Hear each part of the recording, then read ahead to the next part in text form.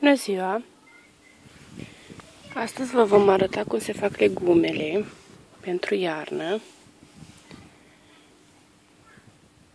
Legumele la borcan sterilizate.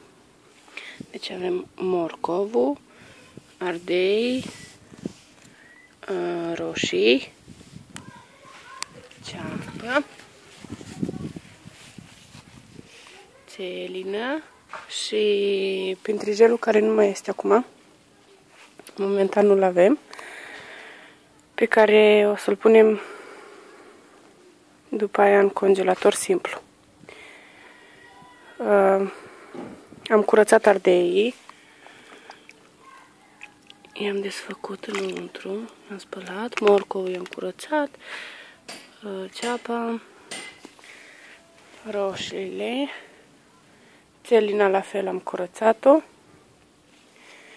Și vom trece la tocat legumele. Aici avem legumele tocate, ardei, 3 kg de ardei,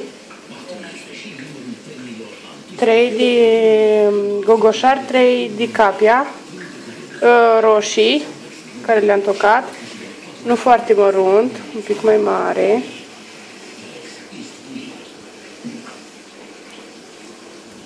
Așa. Morcovul cu țelina, la fel tocate, inclusiv frunzele de la țelină. Și aici ceapa, 3 kg de țelină, 3 kg de morcov și 2 jumătate cam de ceapă. Și acum o să le punem în borcan, o să le amestecăm pe toate într-un lighean, punem sare și după gust, sare după gust, și o să le punem în borcane la sterilizat. Aici avem borcanele pregătite pentru sterilizat. Și aici le sterilizăm aproximativ câte minute? Jumătate de oră să fiarbă. Se lasă jumătate de oră la fiert. Și pe aia să stupă cu... La foc?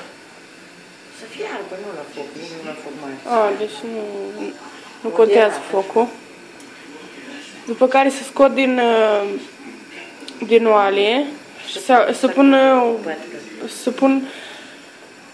pe o masă sau pe dulap și să acoperă cu o pătură.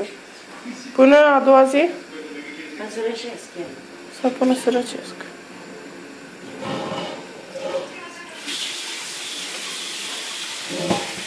Și aici avem ardei.